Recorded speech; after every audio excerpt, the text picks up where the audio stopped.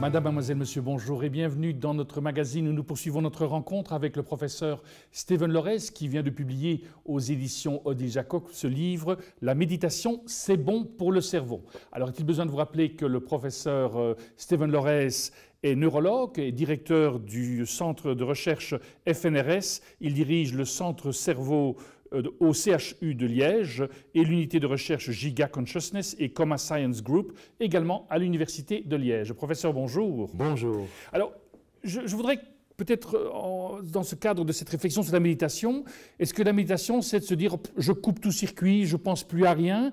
Quand on regarde l'image qu'on voit actuellement sur l'écran, on voit le repos, on voit la méditation. Qu'est-ce qui se passe finalement? En effet, on voit là l'activité électrique dans le cerveau de Mathieu Ricard.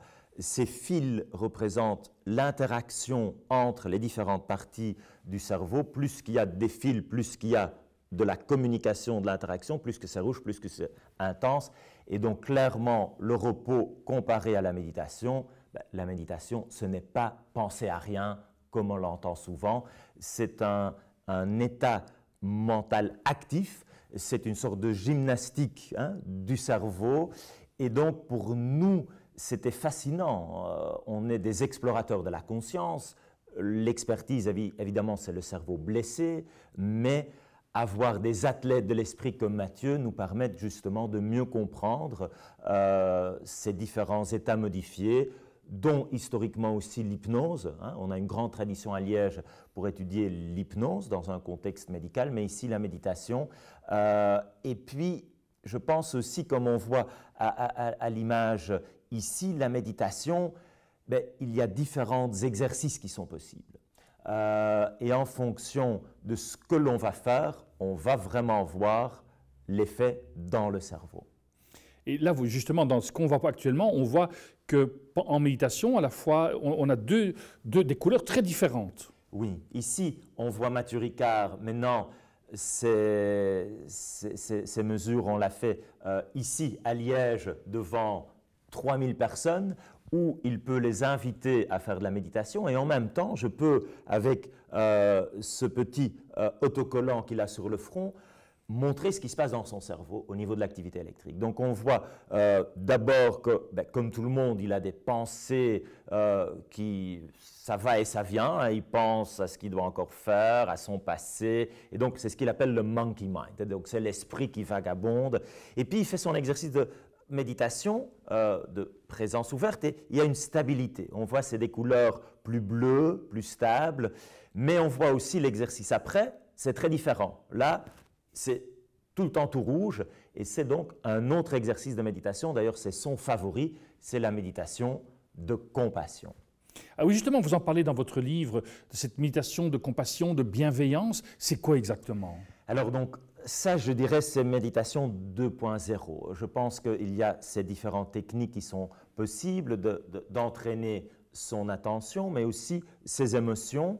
Je ne dis pas que je suis un grand expert, mais j'ai quand même déjà appris que quand je me fâche, par exemple, si j'arrive à me dire « Ah, là, je suis fâché », du coup, je le suis un peu moins. Je deviens observateur. Mais on peut vraiment aller plus loin et essayer. Je pense que c'est peut-être pas mal dans notre société aujourd'hui, où au niveau de l'éthique, au niveau des défis de cette société confrontée à tous ces... Oui, grands défis écologiques et socio-économiques, d'avoir un peu plus d'attention justement pour le sentiment de bienveillance, d'avoir un peu non seulement de l'empathie mais de la compassion. Et donc ça aussi, il y a encore du travail, mais je pense que c'est important aussi dans mon métier de soignant, de vraiment faire cet exercice-là, d'essayer à travers des techniques d'imagerie, essayer de plus développer l'amour, non seulement pour soi-même, mais aussi pour l'autre. Et donc, voilà, j'ai beaucoup appris, et je le raconte dans ce livre qui est un mélange de mon parcours personnel et de ces différentes anecdotes, mais aussi de ce que les sciences montrent. Et clairement, quand on fait, par exemple, ces exercices de méditation au niveau de l'attention, mais aussi de compassion, on va vraiment voir qu'il y a un effet au niveau du cerveau. Et la compassion, ben, ça va vraiment changer les différents circuits émotionnels. Et donc, pour moi, c'était une vraie découverte. Et je pense qu'on peut aussi l'appliquer comme soignant dans ma pratique de neurologue.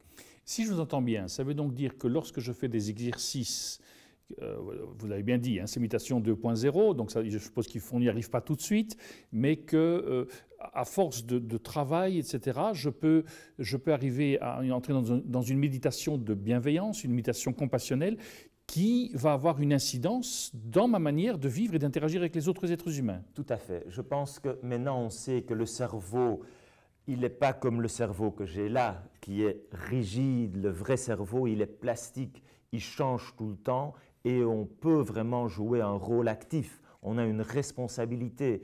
Et donc ça, c'est fascinant de voir comment la méditation peut avoir une influence sur notre comportement, sur notre cerveau. Et on commence d'ailleurs à comprendre même les mécanismes. Il n'y a pas uniquement la compassion, d'ailleurs aussi au niveau des mécanismes, on voit que ça influence nos chromosomes.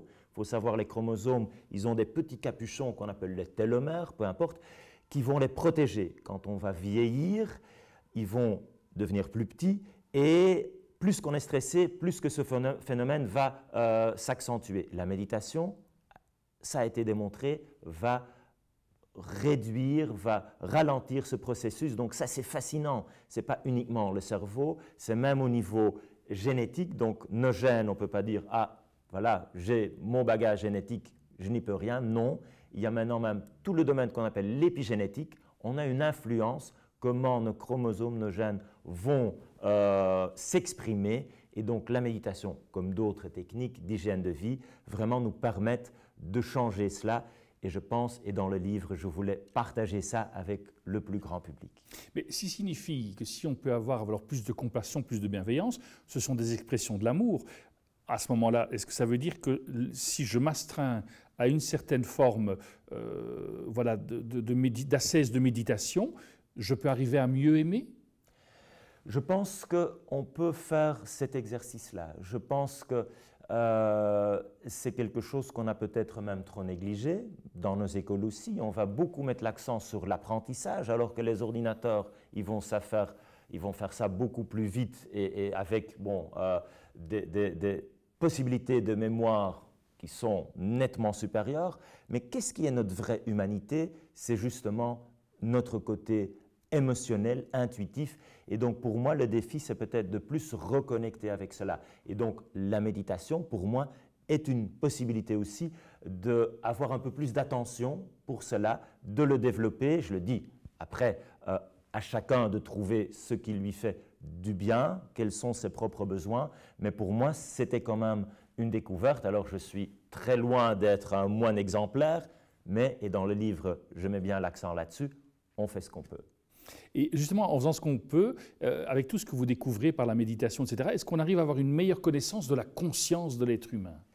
Alors, avec l'équipe, évidemment, c'est ça qu'on essaye de mieux comprendre, mais il ne faut pas trop d'arrogance scientifique. C'est vraiment un des grands mystères, comprendre la conscience, comme comprendre la vie, l'origine de la matière. La science a fait beaucoup de progrès et c'est formidable, ça améliore notre qualité de vie, ses connaissances, ses technologies, mais à un moment aussi, et ça c'est avec plus de 20 ans maintenant qu'on essaye de comprendre la conscience humaine, on peut juste être que émerveillé. Et donc là, pour le scientifique que je suis, hein, qui veut tout le temps confronter ce que je pense comprendre avec ce que je pense mesurer, ben, il reste aussi peut-être ce besoin. On peut l'appeler spirituel. Hein. Je pense que comme on a besoin de boire, peut-être que l'homme a aussi besoin de cette spiritualité-là. Et donc, voilà, ces moments de contemplation, de se donner une pause, de rechercher un sens dans tout cela, eh bien, ça, c'est vraiment un défi. Et je pense qu'après toutes ces années d'études de la conscience humaine, j'arrive à me dire qu'est-ce qu'on a compris. Est-ce que c'est 50%? Est-ce que c'est 5%? Est-ce que c'est 0,005%? Je pense que notre ignorance, elle est énorme. Et donc, on continue, mais avec un esprit ouvert, cette méthodologie scientifique, mais aussi avec émerveillement. Steven Lorez, je vous remercie d'être passé sur notre plateau. Je rappelle donc le titre de votre livre, La méditation, c'est bon pour le cerveau, qui vient de paraître aux éditions Odile Jacob. Nous arrivons au terme de ce magazine. Merci d'avoir été avec nous. Au nom de toute l'équipe qui l'a préparé, il ne me reste qu'à vous souhaiter une excellente journée et je vous dis d'ores et déjà à très bientôt.